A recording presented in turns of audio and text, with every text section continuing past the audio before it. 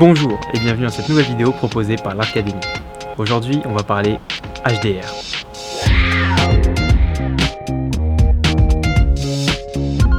La dernière vidéo que j'ai faite sur l'exposition multiple, pendant mon explication, j'ai fait un petit raccourci à un moment en disant que on allait fusionner les photos pour obtenir une image bien exposée. À vrai dire, à la suite du tuto, vous avez compris que ce n'était pas une fusion qu'on avait fait, mais plutôt une superposition d'exposition et de parties de chaque photo qu'on gardait. L'HDR, c'est complètement différent. En fait, on va vraiment prendre plusieurs photos et les fusionner l'une sur l'autre, on garde toute l'image. Et le logiciel, après, va garder toutes les données dans toutes les parties de la photo. Par exemple, des endroits qui sont sombres sur une image et qui sont plus lumineux sur l'autre, et bien il va mettre les informations sombres et les informations lumineuses au même endroit. En fait, il va tout superposer. Ce qui fait qu'on va obtenir une image beaucoup plus définie, avec beaucoup plus de détails dans tous les coins de la photo, dans toutes les zones d'ombre, dans toutes les zones de lumière, dans tout ça. HDR, ça veut dire High Dynamic Range. Autrement dit, avec mon merveilleux accent anglais, ça veut dire qu'en fait on va avoir une plus grande plage dynamique, on va avoir beaucoup plus d'informations dans toute notre photo. On va récupérer tellement d'informations que justement, comme je vous expliquais, on va pouvoir avoir des informations dans les sombres, dans les clairs, mettre du clair dans le sombre et mettre du foncé mettre du sombre dans le clair et ainsi de suite, pour obtenir une image surdétaillée et surdéfinie. Cette technique-là est beaucoup plus simple que l'exposition multiple, tout simplement, c'est comme c'est une superposition, nous n'aurons que dans le logiciel à les superposer. Et après, la partie qui va être compliquée, c'est d'affiner cet HDR, de le peaufiner pour obtenir vraiment le rendu qu'on veut. Mais la technique en elle-même est assez simple. C'est le même principe que pour l'exposition multiple. On va avoir besoin d'un trépied, d'un objectif et d'un appareil photo. On va se positionner à un endroit, on va bien faire notre cadrage, et ensuite de ça, on va demander à notre appareil photo de prendre une photo sous-exposée, une photo surexposée et une photo bien exposée par exemple. Et notre appareil photo va faire ces trois photos là. Une fois qu'on rentre chez nous et qu'on va dans le logiciel, on les fusionne, et pas on les superpose, on les fusionne, et on obtient notre HDR. Exactement pareil que pour l'exposition multiple, l'HDR peut être composé à partir de 2 photos. On peut commencer à partir de 2 photos, mais on peut monter jusqu'à 3, 4, 5, 10, 15, 20, 30. On peut vraiment monter l'HDR si on veut faire, sur 30 poses, on peut le faire. J'ai pas encore eu à faire une telle captation, j'ai pas encore eu à faire une prise sur 30 images ou quoi, mais je pense qu'il y en a qui le font. Je pense que ça doit se faire pour certains cas particuliers ou quoi. Et donc voilà, c'est important de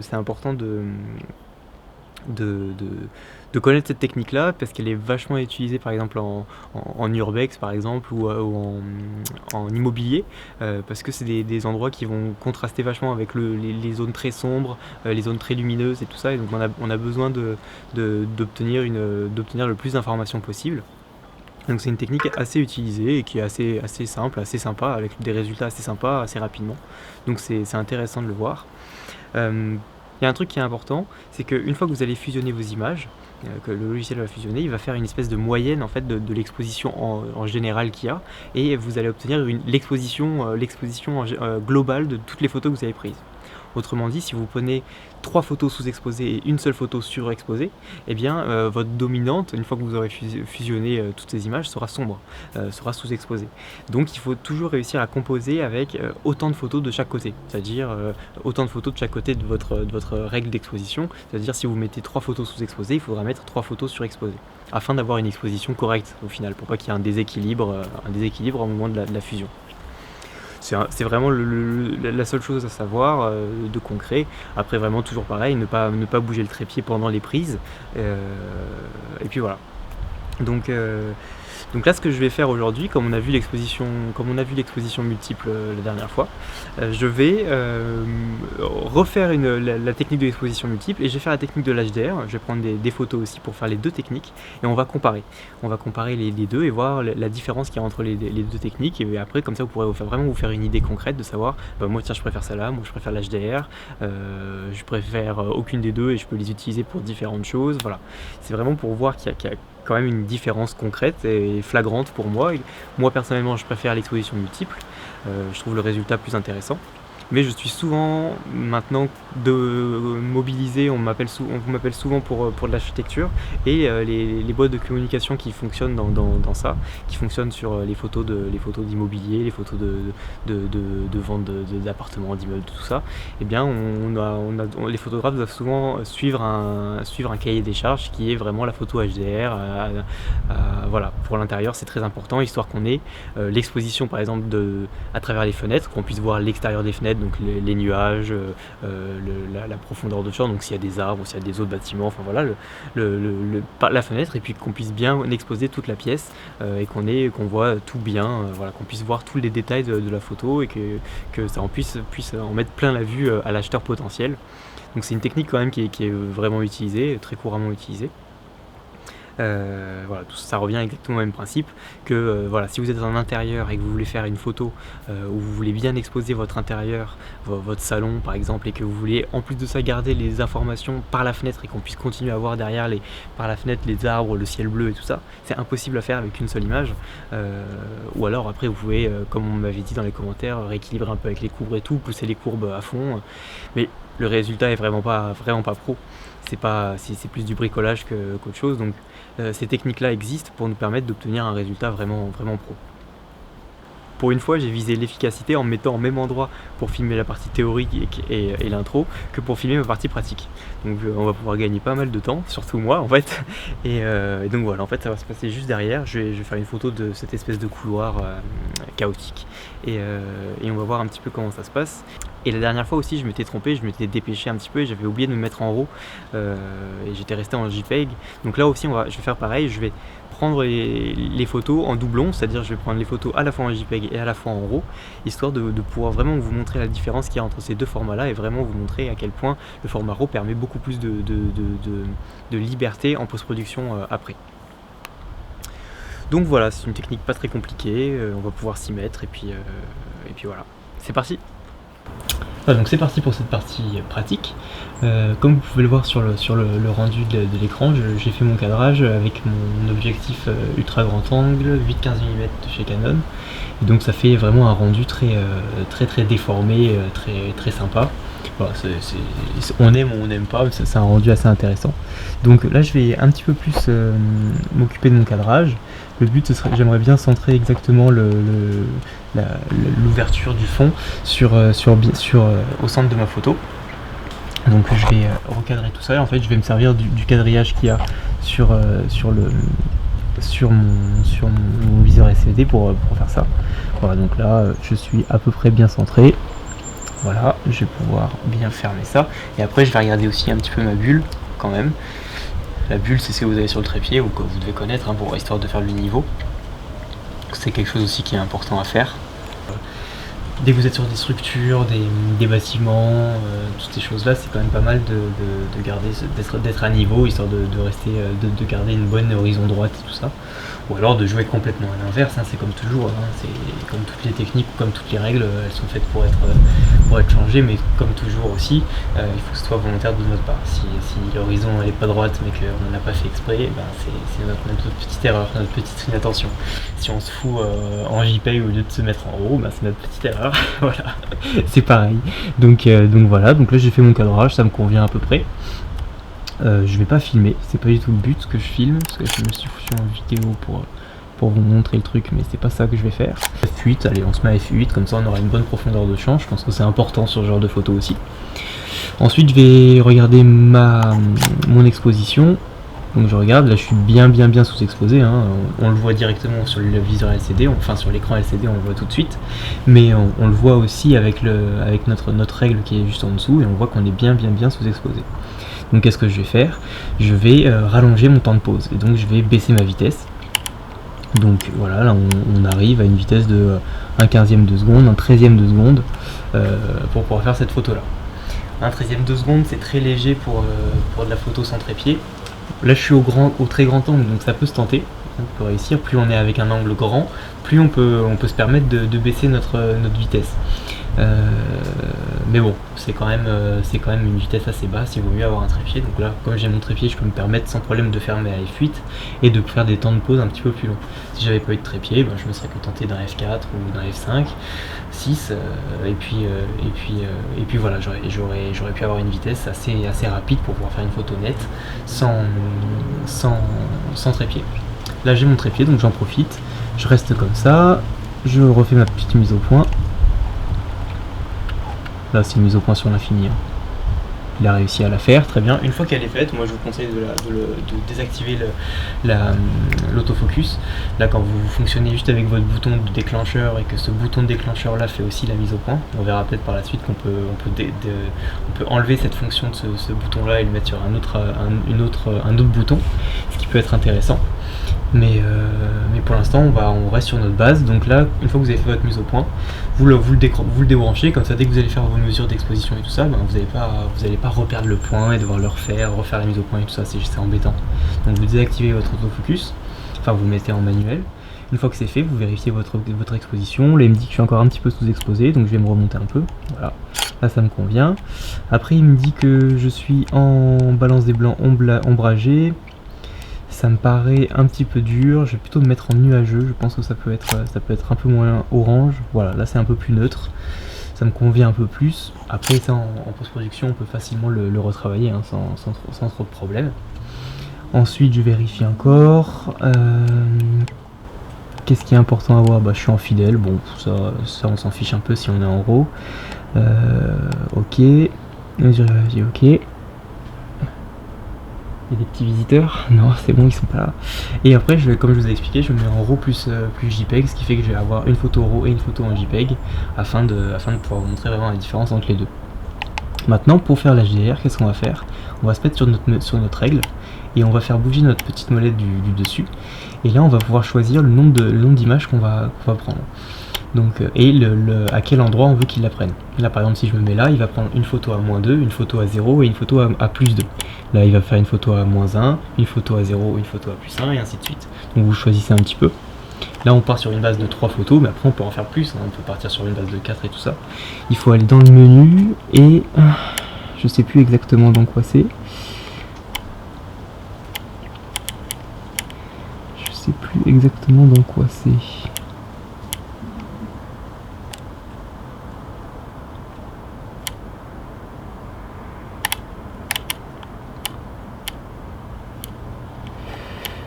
Je sais pas si le 600D on est équipé là je sais que sur mon appareil, mon 5D, là qu'en fait je vous ai même pas dit, mais je suis avec le 600D tout simplement parce que mon 5D il est en nettoyage de capteur, donc j'ai pas pu l'utiliser pour le tuto, donc je suis de retour au 600D. Je sais pas si sur le 600D il y a ce moyen là rapidement de faire ça, mais de toute manière sinon c'est pas grave, vous faites comme ça vos 3 photos à 1, 0 et +1, et après vous refaites une série de 3 photos à -2, 0 et +2 et ainsi de suite. Et vous retirez toujours celle de 0, des deux séries, et comme ça vous obtenez une -2, une -1, une 0, une +1 et une +2. C'est aussi faisable sans problème. Donc voilà, on va partir sur -1, 0, +1. Voilà. Et ensuite, vous n'avez plus qu'à déclencher. Donc restez bien appuyé le temps qu'il fasse les 3 photos. Voilà. Donc là, il m'a fait mes 3 photos. Je vais pouvoir les regarder. Donc, alors, ne bougeons pas. Voilà, donc ça c'était la vidéo que j'ai faite tout à l'heure. Alors voilà, on a une photo sous-exposée ici. Non, on a la photo normale ici. Parce qu'après aussi, vous pouvez choisir qui mettent les photos aussi. Vous pouvez dans l'appareil photo, il faut regarder sur le manuel et tout ça. C'est un peu particulier à chaque fois pour chaque boîtier. Et vous pouvez regarder pour qu'ils prennent la première photo qu'ils prennent, ce soit la plus sous-exposée. Et puis ensuite, ça augmente comme ça. Là, dans mon cas de figure qui est ici, il va mettre la photo à 0 en première, ensuite la sous-exposée, et ensuite la surexposée. Donc ça peut perdre un petit peu. Donc là, on voit la photo bien exposée, la photo sous-exposée et la photo surexposée. En post-production, on va aller fusionner ces 3 images et on va obtenir notre HDR. Normalement, si le truc s'est bien fait, on devrait avoir les JPEG aussi. Normalement. J'espère que ça a fonctionné. Si ça n'a pas fonctionné, bon bah tant pis. Donc maintenant on va faire la technique que je vous ai appris hier, c'est-à-dire qu'on va se mettre on va se faire une exposition multiple. Donc moi ce qui m'intéresse vraiment sur cette photo là, c'est d'avoir les détails qu'il y a sur les extérieurs et les détails qu'il y a sur l'intérieur. Donc là je vais m'occuper de faire une photo vraiment bien exposée pour l'intérieur, même peut-être un petit peu surexposée, comme ça. Voilà, ça m'intéresse bien. Donc je vais pouvoir déclencher. Ok, super. Et ensuite je vais faire une autre photo où je vais bien sous-exposer pour obtenir les détails qu'il y a sur l'extérieur. Donc là vous voyez, je sous-expose vraiment beaucoup, hein. Voilà, comme ça. On va peut-être même en prendre une autre un petit peu à mi-chemin entre les deux, histoire de pouvoir récupérer des petits détails sur les côtés et tout ça, que ce soit ni trop sombre ni trop clair. Il faut faire attention quand même un peu. Voilà, comme ça j'ai tout ce qu'il me faut. Ce qui est important aussi, c'est que qu'est-ce que je voulais dire? Je sais même plus ce que je voulais dire. Ah oui, je sais pas si vous avez remarqué, mais là j'ai pas eu mon déclencheur de ondes comme je mets d'habitude. C'est ni volontaire ni involontaire, il vaudrait mieux que je le mette, mais bon, comme il était pas, j'ai eu la flemme, je l'ai pas mis. Mais vous, si vous êtes sur des photos de trépied, de toutes ces choses-là, privilégiez-le à chaque fois, mettez-le toujours. Moi, quand je veux faire une bonne photo, j'oublie jamais de le mettre. C'est toujours mieux, il y a toujours des vibrations en moins, c'est toujours plus pro et ça te donne toujours un rendu meilleur. Donc n'oubliez jamais cette petite technique là. Donc voilà, on est pas mal, on a fait notre photo, nos photos, et puis on va pouvoir rentrer à la maison et voir un petit peu tout ça sur Photoshop. C'est parti. Me voilà arrivé au bureau, donc on va pouvoir s'occuper de la retouche. J'ai fait un petit dossier avec les photos en RAW et les photos en JPEG. Et donc on va commencer par le fameux HDR. Je vais vous montrer en fait le résultat. Donc ici on a une photo avec la technique de l'exposition multiple, celle qu'on a vue la dernière fois. Et normalement ça doit être ici. Et ici on a une photo prise avec la technique de HDR. Donc vous voyez que le résultat est quand même bien différent. Je mets un petit peu plus, hop. Le résultat est bien différent entre les deux. Et on va comprendre un petit peu pourquoi. Je vais utiliser un plugin qui est très très pratique et que je recommande à tous ceux qui ont Photoshop. C'est, comment elle s'appelle? Nik Collection, la suite Nik Collection. Ça a été racheté par Google et maintenant c'est gratuit, c'est en téléchargement gratuit. C'est un outil assez puissant et assez intéressant qui permet de faire plein de choses. Euh, D'où et aussi la fusion HDR. Donc c'est un petit voilà, vous pouvez trouver ça facilement sur internet si vous tapez Nik Collection sur Google, vous trouvez ça. Et pour ceux qui ont Photoshop, je vous le conseille. Après, je pense qu'il peut être compatible pour d'autres logiciels de retouche photo. Il faut se renseigner. Moi, j'utilise Photoshop, mais je pense que pour d'autres il doit être compatible pour d'autres logiciels de retouche. Donc une fois que vous l'avez, moi la fenêtre est un peu petite et c'est écrit un petit peu petit parce que c'est mon écran en 4K, donc la fenêtre n'est pas conçue pour le 4K et donc elle est toute petite et écrite toute petite. Mais normalement sur un écran HD ça devrait pas le faire. Donc vous choisissez la fusion HDR sur une série de plusieurs images. Je vous expliquais tout à l'heure qu'on peut faire aussi un effet HDR avec une seule image. Ici, ils appellent ça la correspondance de ton. Sur Photoshop, on appelle ça le virage d'HDR. Donc voilà, c'est ce que je vous expliquais. On peut obtenir un effet HDR avec une seule image, mais c'est pas un véritable HDR. Donc on clique sur fusionner. Ça va nous ouvrir une petite fenêtre qui est ici. Et on va devoir on va devoir lui demander d'ouvrir la série de photos attribuées. Donc je vais aller sur les photos en RAW et je vais choisir les 3 photos que je souhaite. Je fais ouvrir et je vais cliquer sur fusionner. Là il va faire son petit calcul. Ça peut prendre un peu de temps. Dès que vous utilisez des fichiers en RAW, c'est toujours plus long et toujours plus contraignant pour l'ordinateur. Donc il fait son truc, voilà. Donc là, j'obtiens non pas l'HDR, mais une page à l'avance pour me montrer en fait le minimum que je vais avoir, le maximum que je vais avoir, et pour pouvoir me balader un petit peu dans toute l'image pour voir un petit peu tout ce qui se passe. Là, comme il y a que trois photos et que c'est quelque chose de, c'est une image assez simple, c'est pas réellement important de regarder ça. Donc voilà. Vous avez des petits outils qui sont ici, dont l'outil alignement qui est là et qui sert, c'est très bien écrit juste en dessous, qui sert à aligner les images si tu fais une série de photos sans trépied. Donc forcément tu bouges un petit peu entre chaque prise, et bah lui il va les recadrer, il va les re-aligner pour qu'elles soient bien toutes identiques. Réduction d'images fantômes, ça c'est pour c'est si on a par exemple des choses qui apparaissent entre chaque série de photos, ou même par exemple même des passants ou des choses comme ça peut servir à retirer une partie de tout ça. C'est intéressant, là je peux pas vous le montrer plus que ça parce que le sujet ne s'y prête pas, mais c'est pas mal. Et après on a quelque chose pour réduire les aberrations chromatiques. Les aberrations chromatiques, c'est des petites déformations, on va dire, de la couleur, on va dire, des aberrations de la couleur qui se font généralement sur les angles des structures ou des visages, voilà, surtout sur des objectifs comme ça, très grand angle, avec, en fonction des ouvertures qu'on va utiliser, de la luminosité qu'il y a, enfin plein de choses, il peut y en avoir plus ou moins. Donc vous pouvez l'activer ou le désactiver et puis régler à quel endroit, dans quelle zone de couleur vous voulez régler cette intensité-là. Parce que les aberrations, ça va du vert au violet, au bleu, enfin de plein de choses, voilà, du bleu au jaune, du rouge au cyan, voilà, il y a plusieurs, il y a plusieurs variétés d'aberrations. Donc une fois qu'on en est là, on peut directement partir sur créer un HDR, hop. Donc là, il va calculer encore à nouveau son petit manège. On le laisse faire bien sagement.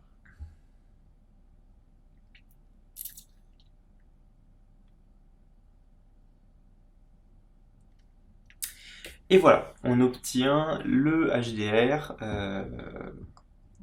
classique. Voilà, on obtient un HDR. On voit bien que il y a énormément d'informations partout. Ça en est même un petit peu trop clair. Et ensuite, il nous propose comment on va dire, un petit peu comme des filtres Instagram où vous pouvez choisir vraiment celui qui vous correspond le mieux et qui vous plaît le plus. Voilà. Donc vous faites votre petit marché, hein, vous choisissez. Moi je crois que c'était celui-là que j'ai choisi. Et puis après vous pouvez le modifier à votre guise. Vous pouvez après le peaufiner à votre guise en gérant sur les contrastes, sur les noirs, sur les clairs, voilà, sur la totale quoi. C'est vraiment je trouve un bon outil, très efficace complet, et en plus de ça qui est gratuit, c'est assez rare d'avoir des choses gratuites comme ça, donc c'est cool. Vous pouvez jouer sur la température de couleur, j'avais joué un petit peu, je l'avais un petit peu refroidi parce que je la trouvais vachement orange sur la photo originale, donc voilà. Bon, on va dire que c'est pas trop mal, hein, je vais pas m'attarder plus que ça sur ça. Et puis on est bon, donc on crée notre HDR. Là, il est encore en train de calculer. Et voilà, mon image apparaît. Je vais choisir un petit cadrage carré. C'est vraiment pas à mon habitude, mais bon, là, je trouve que ça s'y prête. Ça peut être pas mal de temps en temps. Et puis sur Instagram, c'est toujours mieux. Donc, donc là, voilà, le but c'est de vraiment bien centrer la porte du fond, c'était mon objectif. Donc je me sers de ce petit point qui est là, qui est vraiment le centre de l'image, et je place ma porte. Après, je peux m'aider aussi des lignes que j'ai, du quadrillage, pour voir si je suis bien droit. Là, ça me paraît pas trop mal. Donc là, ça me correspond. Voilà. Une fois que c'est bon, j'appuie sur Entrée et ça fait mon recadrage. Voilà, donc à partir de là, on peut dire qu'on est bon, qu'on a notre HDR. Voilà, on peut faire après plein de choses, hein, on peut s'amuser à retoucher plein de trucs, mais je vais partir sur ce principe-là, sur mon image finalisée.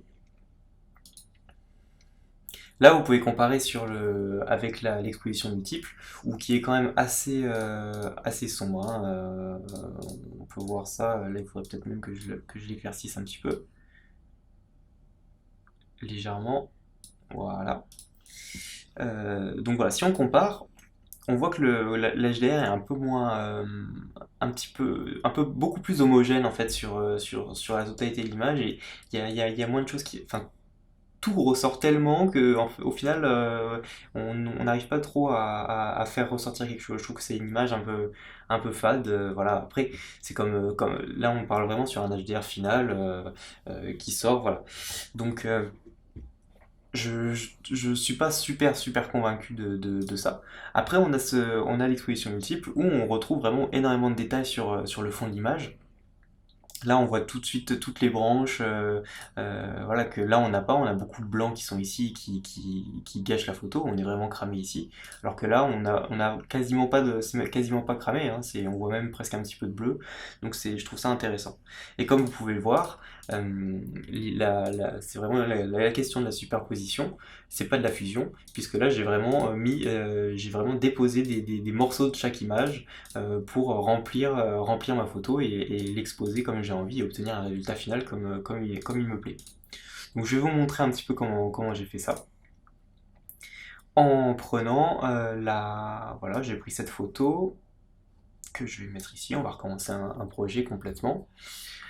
Donc là, elle est de base retouchée parce que comme je l'ai déjà fait, mes réglages ont été enregistrés en fait. C'est le petit fichier que vous avez ici.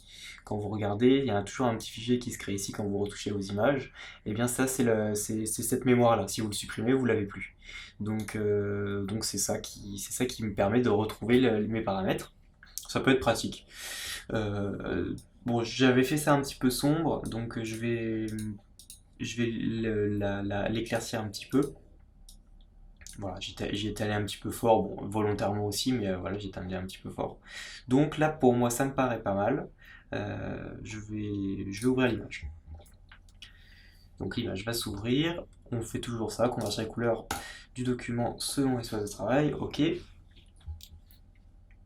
J'appuie sur entrée. Non, on va pas tout de suite faire le recadrage. Comme on va mettre d'autres images, on va mettre d'autres photos, on va pas faire tout de suite le recadrage. Donc une fois que j'ai cette photo là, je vais aller prendre l'autre photo, la sous-exposer complète. Et je pense que je vais me servir quasiment que de ces deux-là. Et donc sur cette photo-là, je vais choisir vraiment d'exposer uniquement mes feuilles. Là, vous voyez, c'est déjà fait. Donc j'ai bien baissé l'éclair. J'ai bien augmenté la clarté pour faire ressortir un petit peu plus le feuillage. Et je pense que j'ai baissé, voilà, j'ai augmenté le voile aussi au maximum pour le faire ressortir. Donc voilà, c'est des réglages qui sont très violents, hein. J'y suis allé vraiment dans les extrêmes un petit peu pour montrer ça, mais de toute manière je m'en fiche puisque c'est uniquement cette partie-là que je veux garder.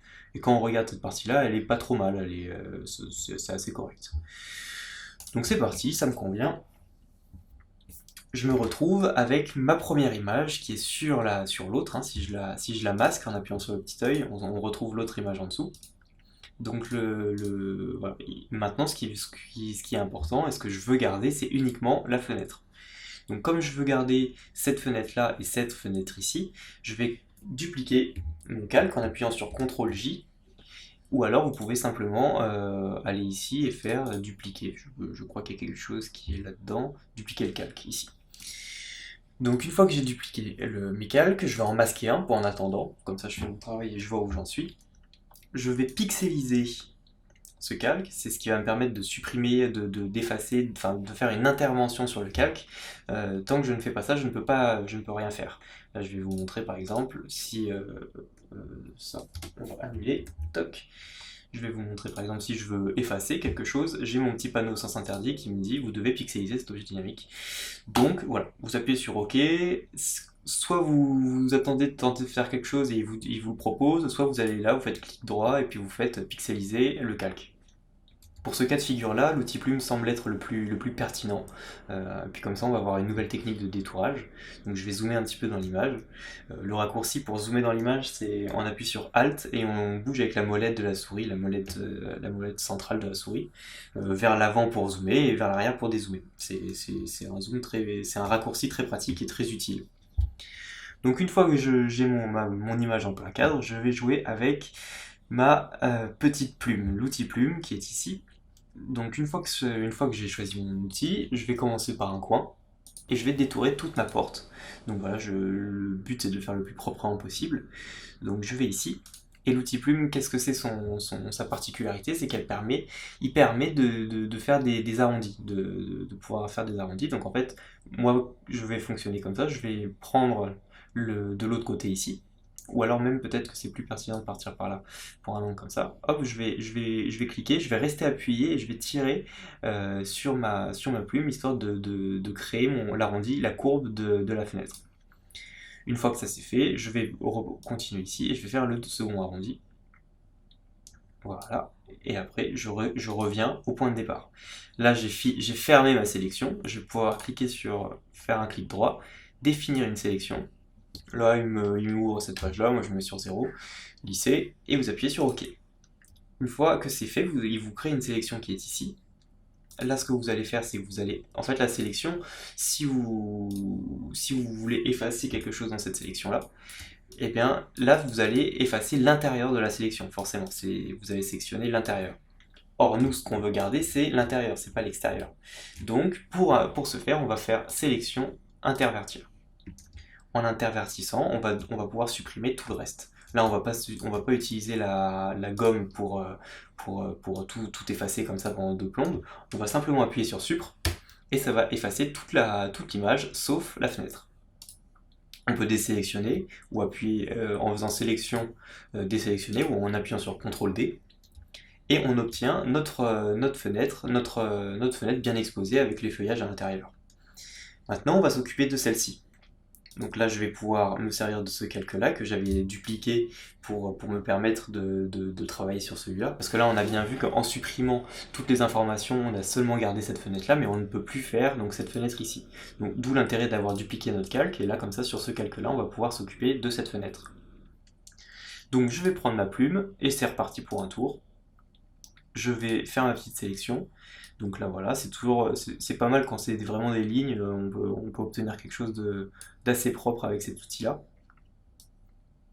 Voilà, donc là, hop, forcément, il suit en fait l'angle, la distance hop, de ma plume. Donc là, je vais réduire cette chose-là. Toc. On appelle ça les poignées techniquement. Voilà. Bon là, je m'y suis pas pris super bien. Vous pouvez recréer des points pour vous rattraper. Hop, et puis les déplacer. Hop, donc là, je vais... Voilà. Pareillement. Ici, voilà. Donc on reprend ensuite, et je vais fermer ma sélection. Voilà. Définir une sélection. Ok, donc là voilà, j'ai fait ma petite sélection. Je vais intervertir, sélection, intervertir. Et là il faut pixeliser. Toc. Et voilà, je me retrouve avec mes 2 fenêtres bien exposées, et l'intérieur de mon image qui est un petit peu surexposé, hein, quand même, je ne me suis pas vraiment appliqué. Quand j'ai pris un petit peu plus de temps, voilà, ça rendait un peu mieux. Là j'ai fait ça un petit peu plus à la va-vite. Mais c'est vraiment pour que vous compreniez l'ambiance et l'effet. Voilà. Après, l'outil plume, c'est quelque chose d'assez compliqué. Moi, j'ai mis beaucoup de temps avant de réussir à le maîtriser et à me lancer dedans. Si vous voulez refaire la technique qu'on avait fait la dernière fois ensemble, c'est complètement possible, hein. Je vais revenir en arrière. Hop. Là, voilà, on est sur ça. Vous pouvez parfaitement prendre votre gomme, et puis tout simplement effacer voilà, consciencieusement les bords ici. Donc vous appliquez un minimum pour le contour, histoire de pas dépasser. Voilà, vous faites ça assez proprement. On va zoomer un petit peu plus, stock.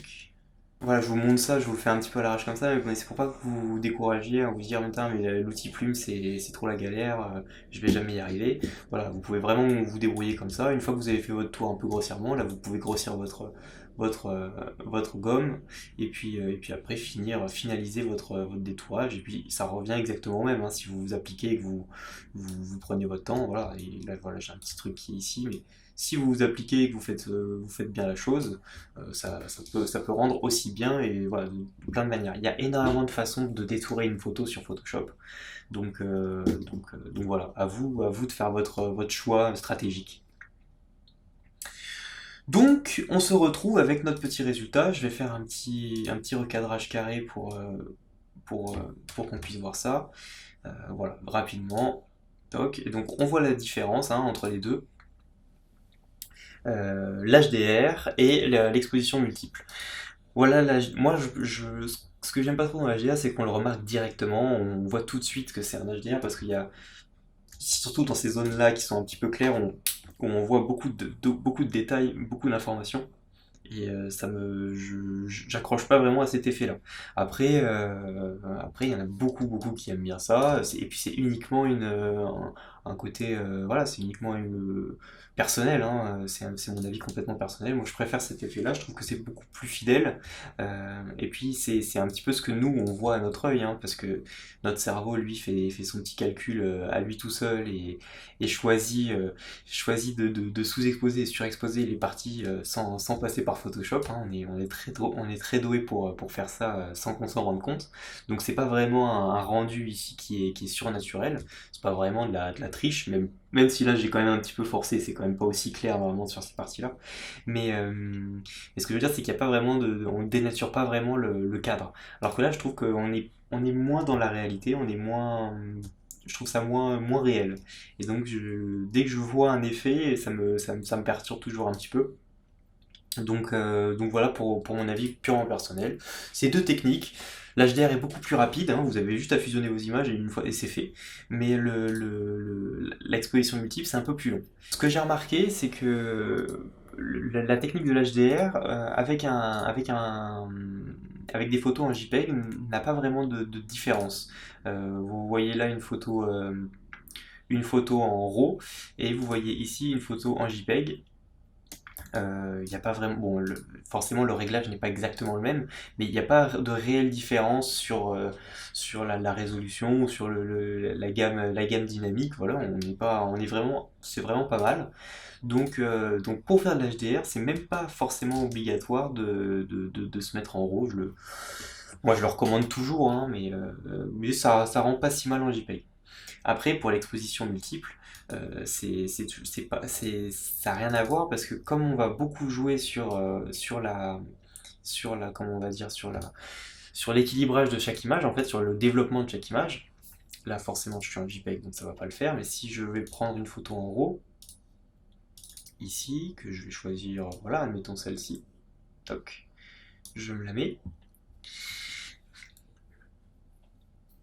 Donc là, on arrive encore, c'est le profil qui a déjà fait, mais on voit vraiment qu'on peut vraiment bouger avec beaucoup de finesse sur les réglages.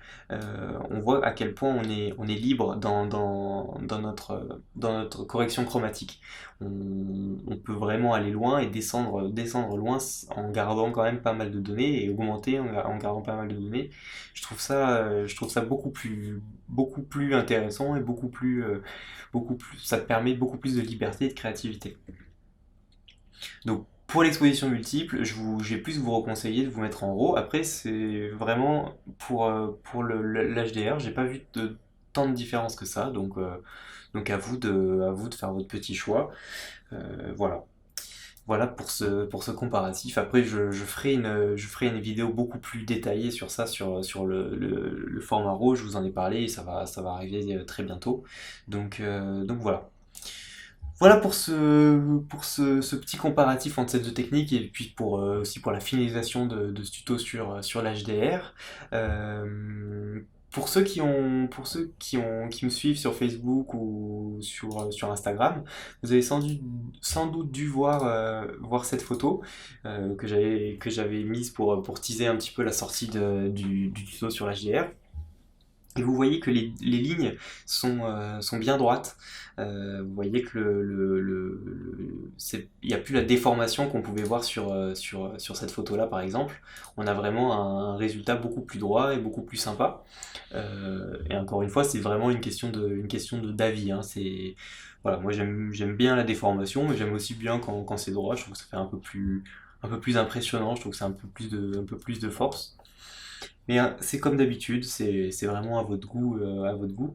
Et je ferai une petite vidéo sur ça. Je pense que ça a pas vraiment le mérite de faire une vidéo énorme, mais je pense que c'est quelque chose d'important de savoir redresser les images, redresser les lignes. Je pense que c'est quelque chose d'assez important à avoir. Donc je ferai une vidéo sur ça et une petite vidéo pour montrer la technique pour redresser ces petites lignes. Et puis voilà. C'était tout, hein. On a pu voir. J'espère que j'ai été assez clair. C'est toujours un peu compliqué de parler face à un écran. J'ai encore un petit peu de mal à m'exprimer de cette manière-là. Donc si j'ai été un peu flou ou pas très clair sur certains points, n'hésitez pas à me le faire remarquer. N'hésitez pas à me poser des questions ou à me demander d'approfondir quelque chose, hein, comme je vous le dis à chaque fois. Et puis voilà, que ça vous a plu. Et voilà, cette vidéo touche à sa fin. J'espère que vous avez passé un bon moment et que vous avez appris 2-3 trucs. C'était important pour moi de faire ce tuto-là sur l'HDR juste après l'exposition multiple parce que je trouve que c'est deux techniques un peu complémentaires et deux techniques qui se ressemblent. Et je pense que c'est important de pouvoir maîtriser les deux et de connaître ces deux côtés-là. Je sais pas si vous avez remarqué, mais j'ai réussi à casser le ratio et faire filmer une vidéo juste après, 3 ou 4 jours après celle que je viens de sortir. Donc c'est une prouesse, un exploit. Je suis très fier de ça et d'avoir réussi à le faire, d'avoir réussi à me mobiliser pour arriver à vous filmer ce tuto rapidement. C'est bien beau de promettre, d'espérer, de rêver, d'y croire, de penser, c'est bien beau, mais les actions c'est aussi important et je pense que je me dois de faire quelques petites actions tout ça et pas simplement vous dire merci les gars, je suis très content que vous me regardiez, que vous me souteniez et puis moi j'essaie de vous faire une vidéo tous les 6 mois. Donc voilà, je suis très content de ça. J'espère que vous avez appris encore 2-3 trucs. Et voilà, j'ai profité un petit peu de cette vidéo là aussi pour approfondir un peu le côté de l'exposition multiple, pour vous montrer un petit peu les différences, pour vous montrer un petit peu les intérêts qu'il y a avec ces deux techniques là. Et puis voilà. Il y a un truc qui est très important et que je voulais vous parler, que je voulais vous présenter depuis quelques temps maintenant. Je ne sais pas si vous avez remarqué, mais l'Artcademy c'est un nom assez général, il n'y a pas vraiment de sujet particulier ou de domaine particulier de prédilection. Tout simplement parce que je n'ai pas de domaine de prédilection et parce que j'ai mon attention et ma passion orientée vers plusieurs choses. Ces choses-là, c'est vraiment dans le domaine de l'image, ça reste quand même dans le domaine de l'image. Et c'est tout simplement la photo, la vidéo, le montage vidéo, l'animation et le dessin numérique. C'est 5 choses qui me plaisent beaucoup et ça me ferait très plaisir de vous présenter des tutos ou des vidéos dans ces domaines-là. Après, je connais pas vos attentes, forcément, comme j'ai fait pour l'instant que des tutos sur la photo, sans doute que vous êtes intéressé que par ça. Mais j'attends en fait de vous, j'attends de vos retours afin que je puisse cibler un petit peu plus ça et que je puisse me dire bah tiens ça serait pertinent de faire une vidéo sur comment maîtriser son réflexe en vidéo par exemple, ou comment faire un montage vidéo, comment dessiner sur ordinateur, comment faire de l'animation logo, l'animation 3D, il y a plein de choses possibles. Donc c'est vraiment, voilà, comme je vous ai toujours dit, c'est vraiment le but que je vous apporte des choses et qu'on partage ensemble ce que je connais, les 2-3 trucs que je connais, même si je connais pas grand chose. Donc ça me ferait très plaisir de vous apporter ça.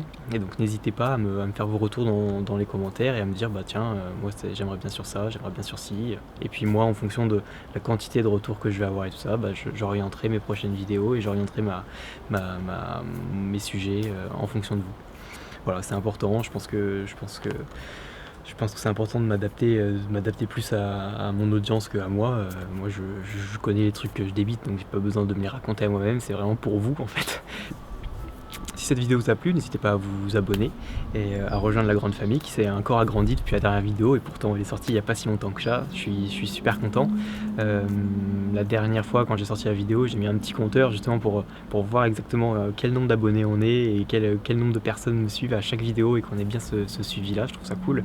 Donc la dernière vidéo on était 1177 et aujourd'hui au jour où je filme la vidéo et pas forcément au jour où je vais faire le montage, donc peut-être que le chiffre sera différent, mais au jour où je filme la vidéo on est 1230 personnes exactement. Donc voilà, je suis super content, ça me fait plaisir. Et donc voilà, n'hésitez pas à rejoindre la famille. Vous serez dans le petit compteur après dans la prochaine vidéo. Et puis aussi, vous pouvez me rejoindre sur Facebook, Instagram, Twitter. Et pour les plus curieux d'entre vous, vous pouvez même aller jeter un œil sur la chaîne YouTube Art Créative. C'est là où il y a toutes mes réalisations professionnelles en vidéo. Sur ce, la prochaine vidéo c'est pour très bientôt. Et au cas où on ne se reverrait pas d'ici là, je vous souhaite une bonne soirée et une excellente nuit.